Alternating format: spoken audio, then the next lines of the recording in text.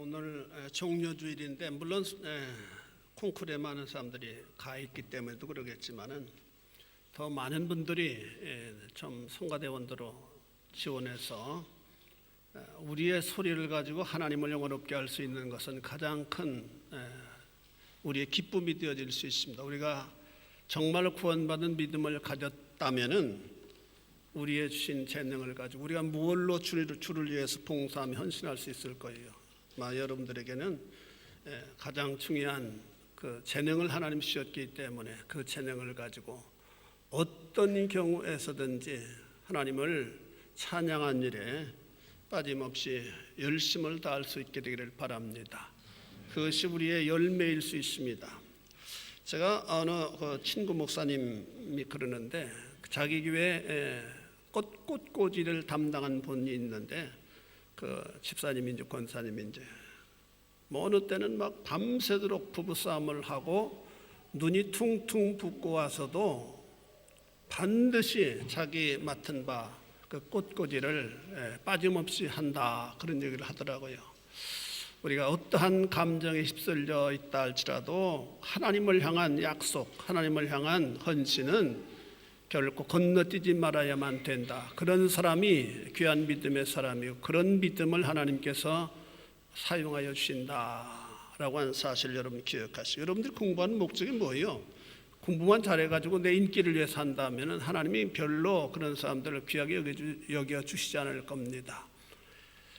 최고의 선은 하나님을 영화롭게 하는 겁니다. 그래서 그 일에 여러분들이 다시 한번 작심하시고 이 종료주일에 새롭게 결단하실 수 있게 되기를 바랍니다. 한 번 이 시간 기도하겠습니다. 아버지 하나님, 종이 이 시간 말씀을 전하기 원합니다. 아버지의 말씀은 하나님께서 우리들에게 은혜를 베풀어 주신 중요한 매체가 된다고 하는 사실 우리는 압니다. 말씀을 듣는 가운데 성령의 감화와 감동이 있게 하나님 인도하여 주시고, 그래서 이 말씀을 듣고 아버지며 새롭게 결단할 수 있는 복된 시간이 되게 하여 주옵소서. 오늘 아버지 많은 심령들이 콩쿨에 나가 있습니다. 그들을 지키시고 권고하여 주옵소서. 아르바이트하는 일들 때문에 참여하지 못한 심령도 지키시고 권고하여 주옵소서. 오늘 여러 가지 일들로 인해서 참여하지 못한 심령들도 있습니다. 그들도 지켜주옵소서.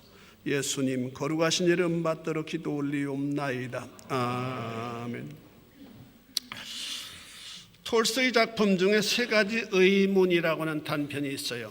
왕이 삶에서 풀지 못한 세 가지 의문에 대한 답을 구하는 그런 내용입니다.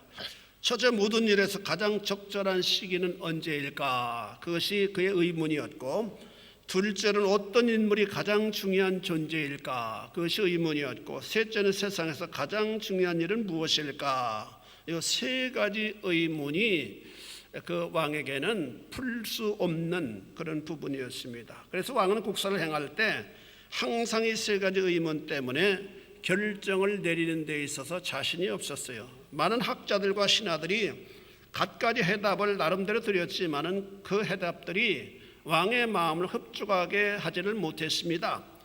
왕인 이 문제를 굉장히 고민하다가 자신이 문제를 직접 해결해 보기로 했습니다. 왕은 성자로 잘 알려진 산골에 거주하는 은자를 찾아갔습니다. 그러나 은자는 대답 없이 밭만 갈고 있었습니다. 그때 갑자기 숲속에서 피투성이가 된 청년이 달려나왔습니다. 그 모습을 본 왕은 아주 당황해서 자기의 옷을 찢어서 청년의 상처를 싸매주고 정성껏 그를 돌보아 주었습니다. 알고 보니 그는 임금에게 원한을 품고 있던 신하였습니다. 그는 왕의 간호에 감격해서 원한을 잊고 더 충성스러운 신하가 되겠다고 맹세를 했습니다. 왕은 은자에게 세 가지 의미에 대한 대답을 요구했습니다. 은자는 해답이 이미 나왔다면서 다음과 같이 말했습니다. 세상에서 제일 중요한 때는 바로 지금입니다. 바로 지금입니다. 여러분, 우리 헌신이나 여러분의 어떤 결단도 내일 하자 그렇게 해서는 안 돼요. 오늘 바로 지금 해야만 된다. 사람이 지배하고 사용할 수 있는 시간은 바로 지금뿐입니다. 그리고 제일 중요한 사람, 자신이 지금 대하고 있는 바로 그 사람입니다. 마지막으로 제일 중요한 일은 지금 대하고 있는 그 사람에게 정성을 다하여 사랑을 베푸는 일입니다 라고 대답을 했다고 합니다. 오늘은 종려주일입니다. 주님께서 나귀를 타고 예루살렘으로 들어가신 날입니다. 이 시간 이 종려주일에 우리를 불쌍히 여기소서라고 한 말씀으로 함께 은혜 받는 시간이 되어질 수 있기를 바랍니다.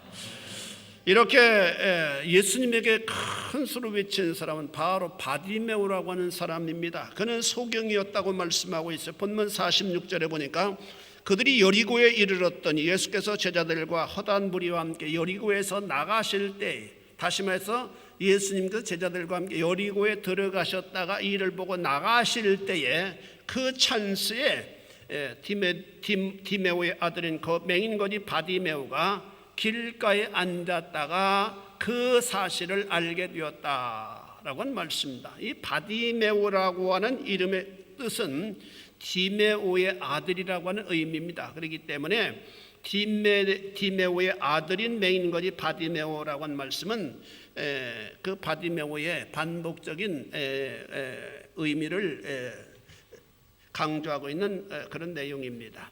뿐만 아니라 그는 거지였다고 말씀합니다.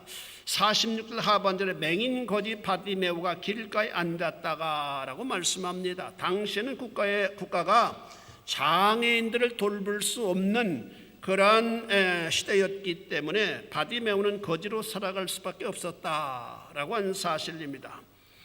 그러나 건강하고 일할 수 있는데도 불구하고 거지 노릇하는 사람들도 있잖아요. 요즘에도 그런 분들이 많이 있잖아요. 뭐 홈리스나 이런 사람들 충분히 일할 수 있는데도 불구하고, 또는 영적 거지도 있습니다. 영적 거지도 성경 이런 자들을 향해서 말씀합니다. 데살로니가후서 4장 11절 이하에 보니까 또 너희에게 명한 것 같이 조용히 자기 일을 하고 너희 손으로 일하기를 힘쓰라. 이는 외인에 대하여 단정 행하고 또한 아무 궁핍함이 없게 하려 함이라. 우리 열심히 밭을 갈고 열심히 노력하게 되면 궁핍함을 우리가 향유하지 않는 삶을 추구할 수 있게 되어진다라고 하는 가르침입니다. 자기를 열심히 하는 사람은 고민이 없고 마음이 평안하게 되어지는 법입니다. 여러분 방학이 길잖아요. 석 달, 넉 달 되기 때문에 그동안 아르바이트를 배우는 것도 굉장히 중요한 일이다라고 생각합니다. 왜냐하면 세상을 배운 일이기 때문에. 사실 미국 같은 데는 모든 사람들이 거의 다 아르바이트 한다고 그래요. 워낙 학비가 비싸기 때문에. 아주 굉장히 부유한 사람 아니면은 니쿠라파는 학비가 없기 때문에 그렇지는 않겠지만 그래도 굉장히 세상을 배우는 중요한 일이 되어질 수가 있다라고 난 생각합니다. 그는 실패자였습니다. 이유는 사람으로 태어났다면 무엇인가 이 사회와 이웃에게 도움을 주는 인생으로 세상을 살아가야만 되는데 오히려 사람들의 동정심을 구걸하여 살아가야만 되었기 때문입니다. 그런데 이런 일을 하다 보면 타성해졌게 되고 걱정이 없게 된다고 합니다. 홈리스도 비슷하다고 그래요. 한 달만 그냥 거짓 노릇을 하게 되면 그 생활에서 벗어나기가 굉장히 어렵다고 합니다. 항상 먹을 것은 어디서 조달되어질 수 있기 때문에.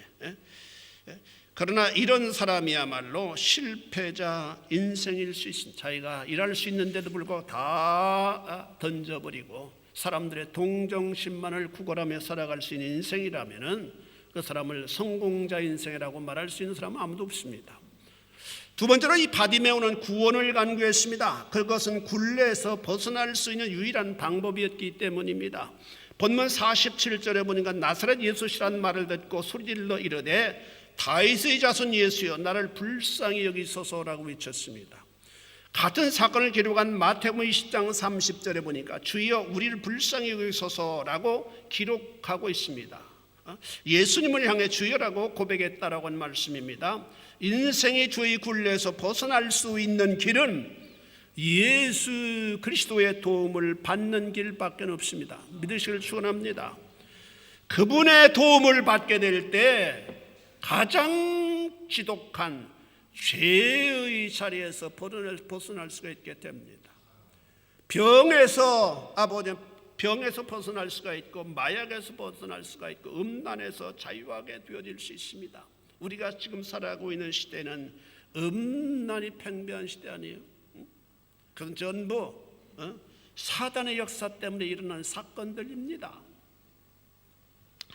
이웃에게 해를 끼치던 인생의 변화를 받아 유익을 주는 인생으로 바뀌게 됩니다. 그분 우리의 참된 자유를 위해서 오신 분이시기 때문입니다. 주님의 진리를 우리가 순종하며 살아갈 때 영적 자유와 정신적 자유를 향유할 수 있는 존재들이 되어질 수 있습니다.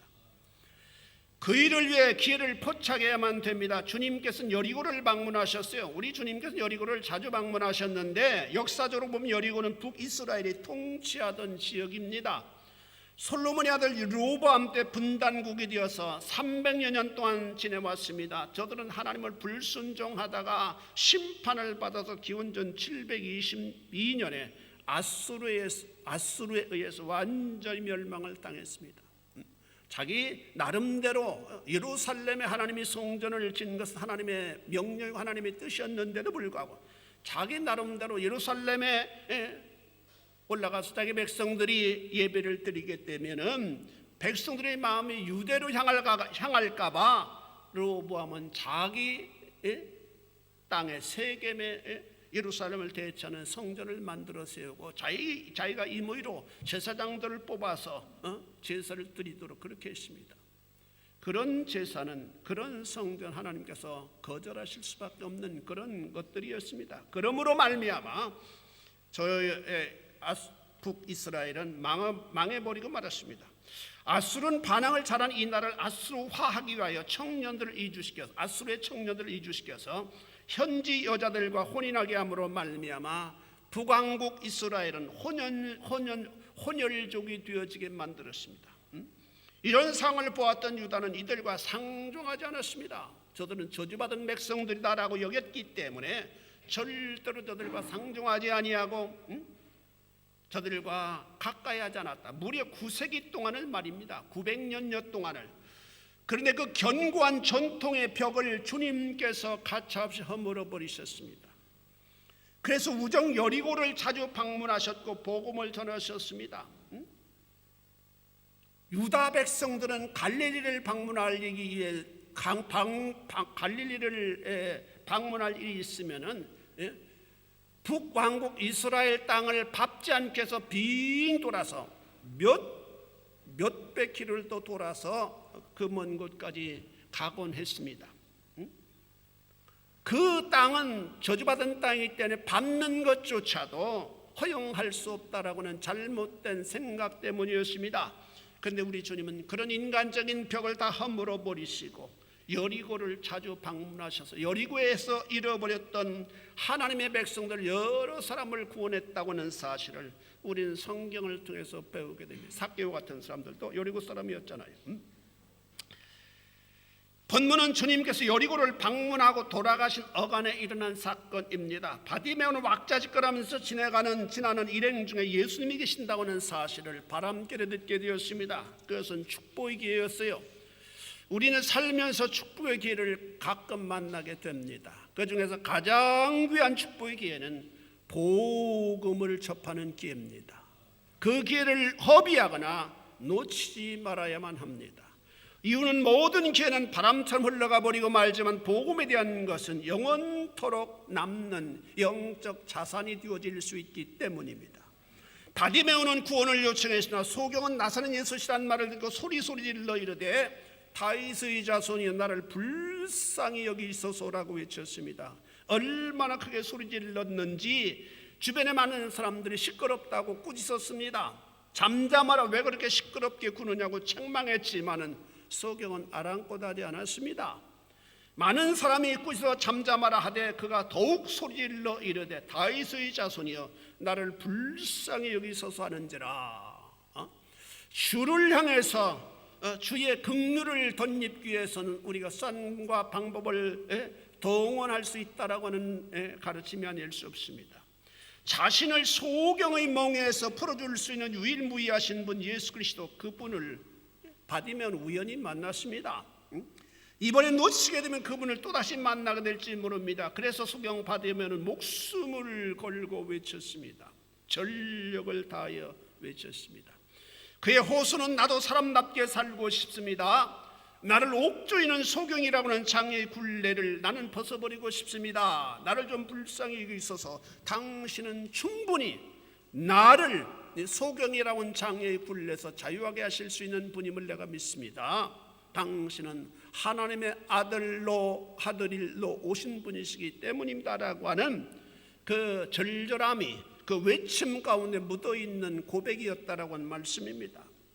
여러분, 우리가 기도할 때도 이런 기도는 굉장히 중요합니다. 나를 불쌍히 여기소서. 여러분, 다른 미사유가 필요 없어요. 나를 좀 불쌍히 여기소서. 나를 좀 불쌍히 여기소서. 우리 한번 따라서 보겠습니다.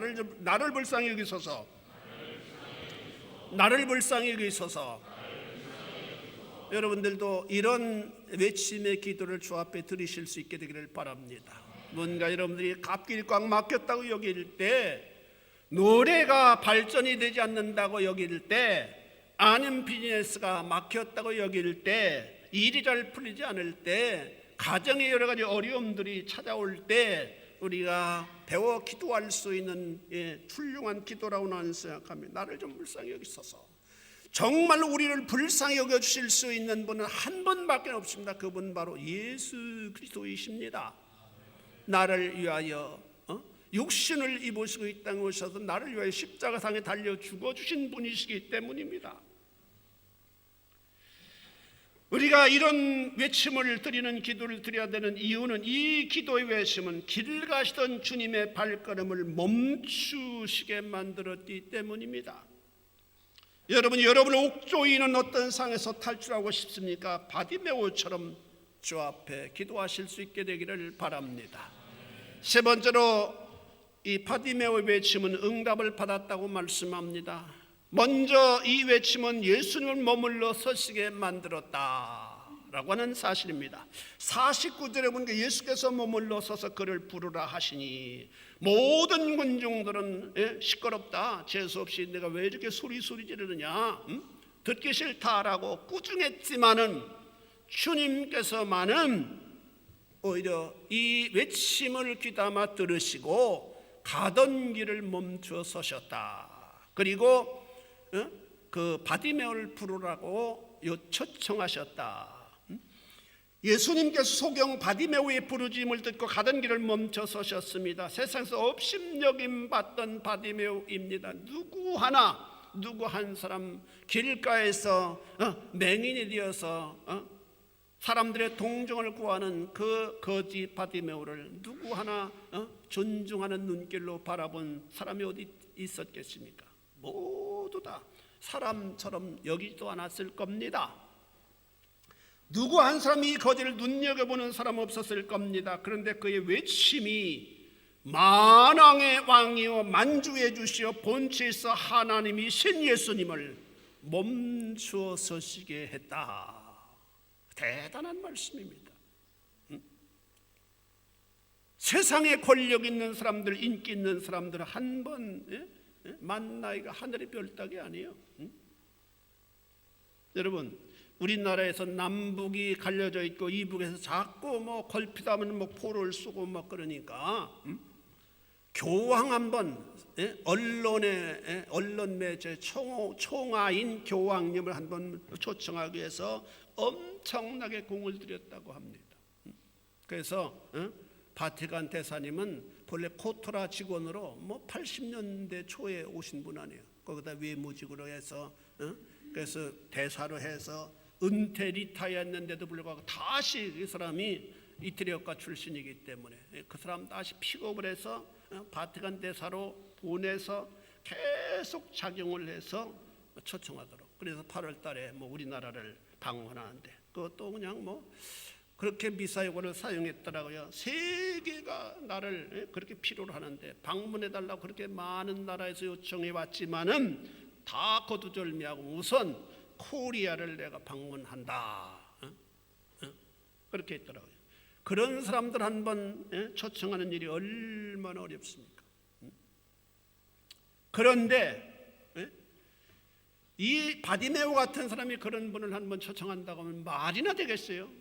그런데 그분보다도 그분도 역시 예수 그리스도의 은총 때문에 은총을 받아야 될 그런 분인데도 불구하고 은총을 허락하여 주실 수 있는 만왕의 왕 되신 예수 그리스도, 그분을 초청할 수 있었던 바디메오였다라고 하는 사실은 대단한 사건이 아닐 수 없습니다.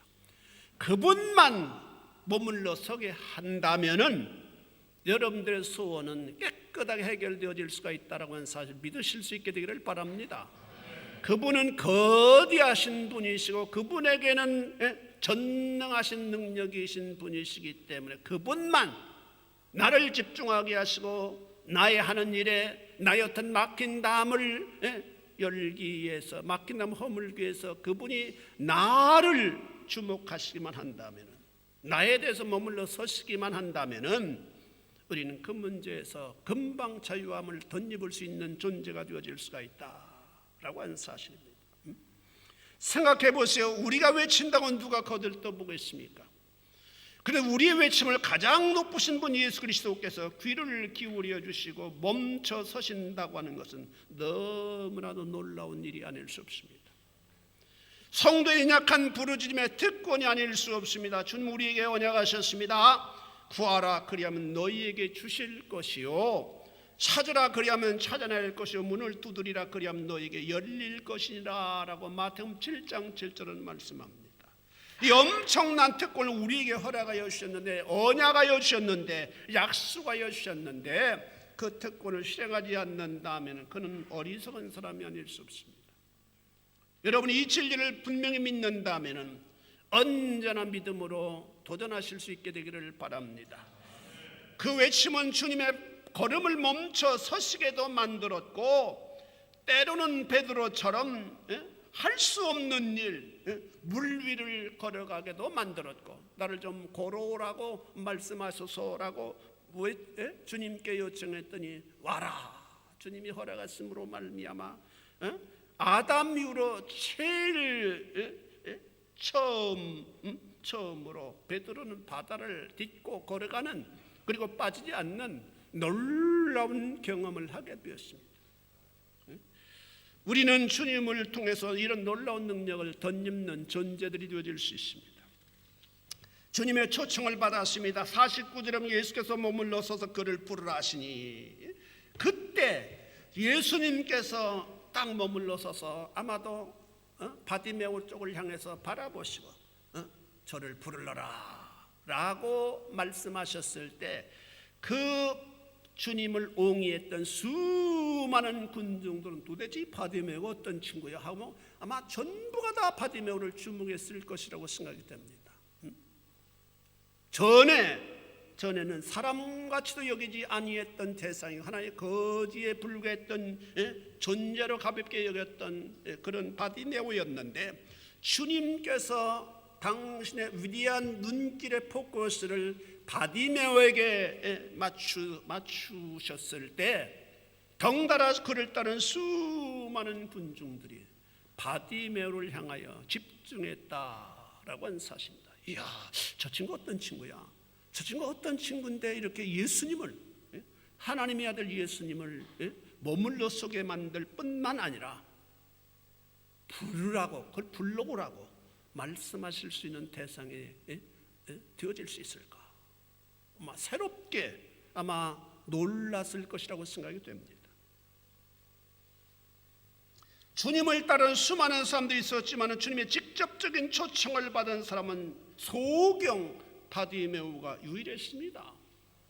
수많은 사람들, 예수님이 어떻게 그냥 움직일 수 없을 정도로 수많은 사람들이 예수님의 주변을 옹이하고 따라갔지만은 예수님으로부터 직접적인 초청을 받고 주님을 따른 사람 한 사람도 없었다라고 하는 사실입니다. 저들은 왜 이렇게 쫓았습니까? 구경거리가 없던 시대에 주님을 쫓아가게 되면 밥이 생길 수 있다라고 하는, 오병이어 5,000명을 모이고 뭐 12광주에 남는 그런 기적에 동참할 수 있을지 않을까, 그런 기적에 끝물이라도 혜택받을 수 있지 않을까라고 생각 때문에 오늘은 주님께서 어떤 기적을 베푸실까? 아마도 저들은 주님을 따랐던 그 목적이 서커스 구경을 하는 사람들처럼 뭔가 오늘도 신비한 이적을 행하실 거야 라고 하는 기대감을 가지고 주님을 쫓았지, 주님이야말로 하나님의 아들로 오신 메시아고 그분을 내가 믿음으로 말미암아 내가 구원받을 수 있다라고 하는 본질적인 믿음을 가지고 주님을 쫓았던 사람은 거의 없었다라고 하는 사실입니다. 그게 안타까운 부분이에요. 여러분, 우리가 신앙생활하는 것은 예수님의 본질을 우리가 수용하고 그 본질을 믿고 본질을 순종하고 본질을 중요하게 여기고 쫓아가야지. 그냥 군중심리처럼 오늘 무슨 일이 일어날까, 오늘 무슨 기적을 볼 수 있을까, 이런 본질이 아닌 부분에 관심을 가지고 쫓아가는 사람은 언젠가는 추풍낙엽처럼 다 주님을 떠나버리게 되어질 수 있다라고 하는 사실을 우리는 깨달아야만 됩니다. 그래서 우리가 이런 때 지금은 뭐 환란이 우리의 신앙을 방해하지 않는 그런 시대인데 앞으로 환란의 바람이 불어온다고 성경은 분명히 말씀하고 있습니다. 우리가 지금 이렇게 편안할 때 신앙 훈련으로 철저히 우리가 무장하지 않으면 우리의 신앙도 우리가 기대하기가 어려울 수도 있다라고 하는 사실을 여러분들이 기억해야만 된다. 그리고 이렇게 신앙생활하기 좋을 때 마음껏 우리 행할 수 있을 때 우리가 마음껏 기도하고 마음껏 찬양하고 마음껏 헌신할 수 있는, 그래서 신앙으로 무장할 수 있는 여러분들이 되어져야만 된다라고 하는 사실입니다. 여러분, 우리가 예수님 가까이 있다고 자만할 것이 아니라 예수님 주변에 예수님 옹호하고 예수님의 예수님하고 가까이 있었던 사람은 몸을 부딪히고 막 하지 않았을 거예요. 그렇다고 해서 자만할 것이 아니라 예수님으로부터 바디메오가 초청을 받았던 것처럼 구체적으로 초청을 받아야 된다라고 하는 사실을 여러분 믿으실 수 있게 되기를 바랍니다. 초청받지 않는 사람은 주님과 인격적인 관계가 형성되지 못하고 주님과 인격적인 형성의 관계가 되지 못한 사람들은 본질적인 신앙을 이해하지 못하는 사람일 수도 있어요. 그것이야말로 초청을 받는 일이야말로 나의 수고와 노력으로 되어지는 사건이 아니라 하나님의 은혜로 되어지는 사건입니다. 믿으시기를 축원합니다.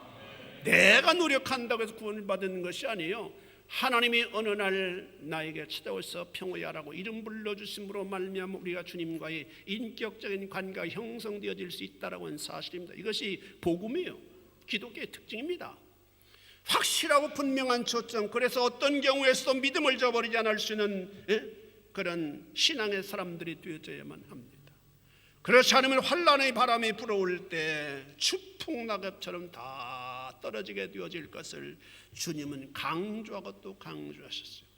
주님의 초청받은 바디메오의 응답입니다. 본문 49에서 50절에 보니까 예수께서 머물러서 그를 부르라 하시니 그들이 그 맹인을 부르며 이르되 안심하라 일어나라 그가 너를 부르신다 하매 맹인이 겉옷을 내버리고 뛰어 일어나 예수께 나오고는 수경 바디메오는 주님께서 자신을 부르신다는 말을 듣고 너무 기뻐서 겉옷을 내버리고 뛰어 일어나 예수께 나왔다라고 말씀합니다.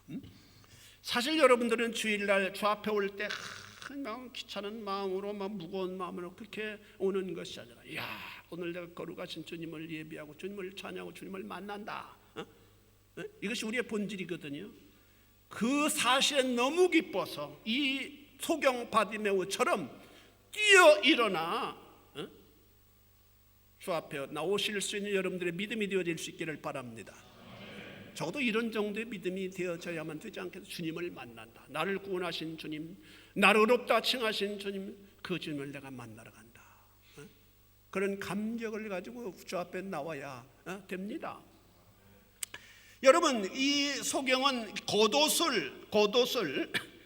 겉옷을 내버리고 뛰어 일어나 예수께 나왔다. 지금도 중동 지방에 사는 사람들이 겉옷을 입고 하얀 옷 이렇게 긴 우리나라 두루매기처럼 통짜로 된 옷을 입잖아요.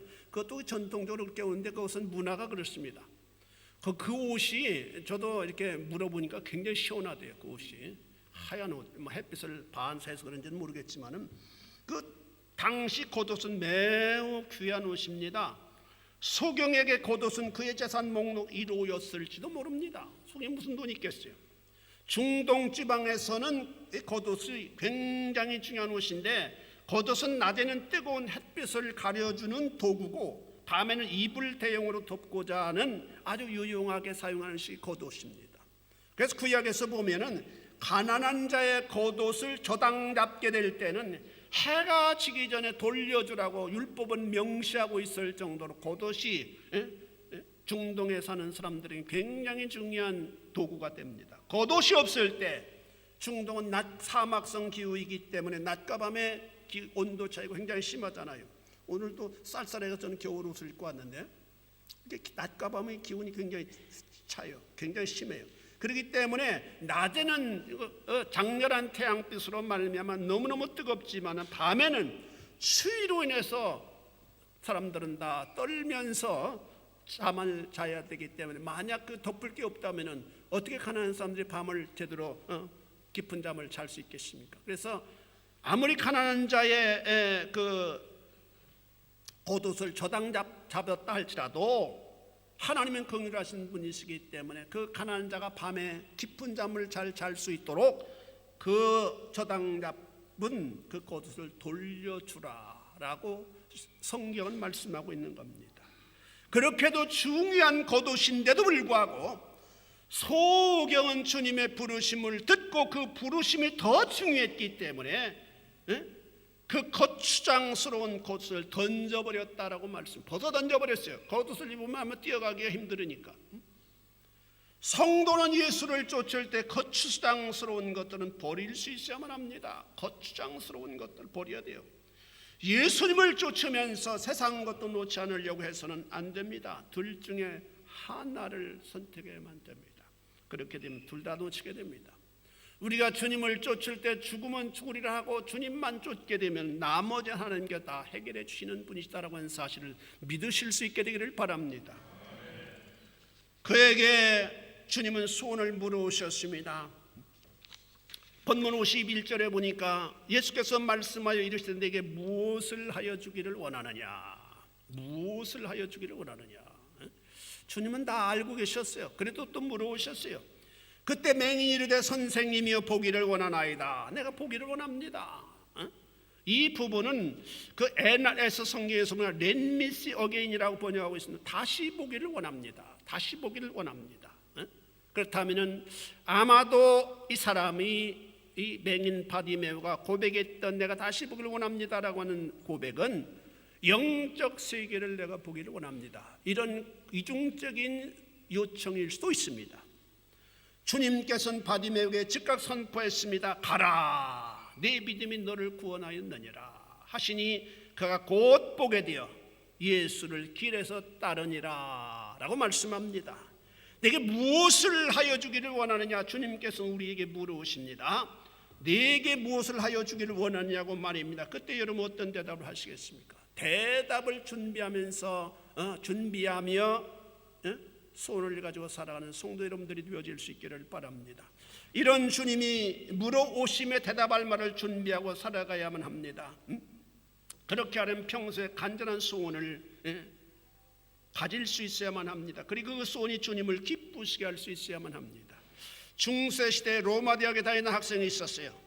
어느 날 그는 기도 중에 주님께서 임재하시는 놀라운 경험을 하게 되었습니다. 주님께서 이 학생에 물으셨어요. 너는 어떤 공부를 하고 있느냐? 저는 법을 전공하고 있습니다. 그렇다면 그 다음은 이 질문하시는 거예요. 저는 훌륭한 법을 전공해서 훌륭한 법관이 되기를 원합니다. 그랬더니 그 다음은 예쁜 변호사, 예쁜 아가씨와 결혼하겠습니다. 그 다음은, 그러니까 자녀를 낳고 행복하게 살게 되겠지요. 그러니까 그 다음 하니까 너무 염려와 걱정이 생겼습니다. 그래서 그렇게 되면 그 다음은 늙게 되겠죠. 그러니까 그 다음하고 또 물어오시는 거예요. 그때 그 사람은 당황하면서 대답을 했습니다. 죽게 되겠죠. 그랬더니 그 다음은 심판이 있느니라라고 하는 추상 같은 음성을 이 사람은 듣게 되었습니다. 이 말씀을 듣고 진료를 변경해서 하나님의 사람이 되었다라고 하는 유명한 일화가 있습니다. 여러분의 소원이 주님을 감동케 만들 수 있기를 바랍니다. 그렇게 된다면 여러분들의 삶은 정말 복될 겁니다. 응답받은 결과 주님의 능력으로 시력을 찾는 바디메오는 결단했습니다. 이제부터는 주님만을 따르겠다고 말입니다. 본문은 이렇게 말씀합니다. 그가 곧 보게 되어 예수를 길에서 따르니라. 우리 한번 따랐습니다. 그가 곧 보게 되어 예수를 길에서 따르니라. 예, 무슨 말씀이에요? 바디메오는 보리 못했던 시력이 고침을 받았을 때 얼마나 기뻤겠습니까? 그 사실을, 예? 여러분, 이게 기도하다가 어떤 능력을 받고 뭐 환상을 보라면 그 순간이 하늘을 날 것 같은 그런 감격과 감동을 받게 되잖아요. 여러분들 다 체험하셨을 겁니다. 더군다나 그렇게도 기쁜데 이 사람은 이제까지 태어나서부터 보지 못했던 사람인데 그 눈의 시력이 회복되었기 때문에 얼마나 기뻤겠습니까? 이 기쁜 소식을 한달음에 달려가서 부모님에게 아니면 친구들에게 전하여 주고 싶었을 겁니다. 열문둥이들처럼, 고침받은 열문둥이들처럼. 그러나 그 모든 욕망을 참고 먼저 주님을 쫓아갔다라고 말씀합니다. 그가 곧 보게 되어 예수를 길에서 따르니라. 굉장히 의미가 있는 말씀입니다. 길에 따랐다. 하나님의 능력을 덧입자마자 그때부터 하나님의 말씀을 순종하고 주님의 뒤를 쫓아가는 삶을 살아갔다라고 말씀합니다. 이런 결단이 우리에게도 요구되어진다라고 하는 사실입니다. 내가 내일부터 열심히 하겠습니다. 내년부터 학교 졸업만 하면은 내가 돈 좀 벌게 되면은 성실하겠습니다. 다 그거는 가짜예요. 그거 될 수 없도록 되어 있습니다. 바로 지금부터. 여러분 은혜 받았습니까? 지금부터. 우리 성가대원들 오늘 중요주일인데 내가 주님 앞에 너무 미안한 마음이 있더라고요. 10명이 있었더라고요. 연습이 좀 안 됐어도 막 와서 쓰세요. 여러분 다 전문가들인데 어떤 거 갖다 놔도 다 할 수 있는 거 아니겠어요? 여러분 왜 공부하는 거예요? 주님께서 여러분들 건강을 주시고 기회를 주셔서 이게 유학 가서 공부하는 거예요. 그렇다면은 그 배운 과정에서부터 하나님을 기쁘시게 할 수 있어야 돼요. 여러분이 유명한 인기인이 돼서 하나님을 잘 섬기겠다. 그거 힘들어요. 그거 힘들어요. 지금 잘못 섬기면은 어떤 축복이 와도 하나님 잘못 섬깁니다. 역사가 우리에게 증거하고 있어요. 지금 은혜 받던 바로 그 후에 길에서 따랐다. 대단한 말씀입니다. 사랑하는 성도 여러분, 이 시간 우리는 우리를 불쌍히 여기소서라고 하는 말씀으로 은혜를 받았습니다. 하나님은 나와 여러분들을 불쌍히 여기서 참아주셨습니다. 우리를 불러주셨습니다. 그리고 때가 될 때 우리를 부르사 하나님의 자녀가 되게 하여 주셨습니다. 이것이 바로 하나님의 은혜입니다. 하나님 믿지 않을 때, 하나님의 부르심을 받지 않을 때 하나님 우리를 데려가셨다면 구원받지 못할 사람들도 없지 않아 있을 겁니다. 그런데 그때까지 우리를 부르실 때까지 참으셨다가 우리를 불러셨다. 여리고에는 바디메오 같은 인생들이 굉장히 많았을 겁니다. 결론적으로 볼 때는 우리 주님께서 여리고에 들어가신 것은 거기 잃어버린 백성으로 살아가고 있는 연약한 인생 바디메오를 구원하시기 위하여 우정 여리고로 들어가신 거예요. 사실 보면은 목적은 바디메오를 구원하시기 위한 하나님의 계획이었습니다. 그런데 그 많은 인생들 중에 바디메오가 불쌍히 여기심을 받았으니 이것이야말로 하나님이 주신 은혜입니다. 우리 역시 마찬가지입니다. 우리는 주님의 불쌍히 여기심으로 말미암아 하나님의 은혜를 입었습니다. 믿으시길 축원합니다. 예수 그리스도를 구주로 고백하게 되었고 예수 그리스도를 구주로 영접하게 되었습니다. 그러므로 우리는 주님으로부터 칭의, 법정 용어입니다마는 하나님의 의로우심을 우리는 허락받았습니다. 하나님의 칭의를 허락받았다고 하는 것은 하나님과의 관계가 화목한 관계로 형성되었다고 하는 사실을 의미하는 선언입니다. 대단한 거, 이건 우리 힘으로 내어줄 수 없는 겁니다. 인간관계에서 우리가 화목할 수 있습니다. 그러나 하나님과의 관계의 불안은 하나님이 해결해 주지 않으시면 우리는 불가능합니다. 그런데 주님의 은혜로 말미암아 하나님과의 관계, 화목한 관계로 하나님께서 그 탁 막힌 담 허물으셨습니다. 그리고 우리에게 명령하신 내가 너의 관계를 화목하겠으니 너도 이웃과의 관계에서 화목한 관계로 세상을 살아가라. 그렇다면은 우리는 여생 온전히 주님을 찬양하고 주님을 순종하는 삶을 살아가야만 합니다. 우리는 하나님의 특별하신 구원을 받은 인생들이기 때문입니다. 오늘 종려주일에 정말 나 같은 자를 하나님 불쌍히 여기셔서 하나님의 자녀가 되었다는 사실 앞에 감사하고 내가 남녀성 어떻게 살아가야만 되겠습니까? 깊이 묵상하는 하루가 되어질 수 있기를 주의 이름으로 축원해 드립니다. 기도하시겠습니다. 자비하신 아버지 하나님, 주님의 은혜를 감사합니다. 우린 영원히 저주받을 수밖에 없는 죄인들의 괴수들이었는데 주님께서 바디메오를 찾아오셔서 바디메오를 불러주셨던 것처럼 우리를 불러주심으로 말미암아 우리가 죄에서 차용을 받고 주님의 불쌍히 여김을 받게 하나님 인도하여 주심을 감사를 드립니다. 우리가 이런 큰 은혜를 받았사오니 이후부터는 정말로 주님만을 높이며 주님을 사랑하며 아버지 이름의 주님을 찬양하며 살아가는 인생들이 되어질 수 있도록 주님 도와주옵소서. 예수님 거룩하신 이름 받들어 기도 올리옵나이다.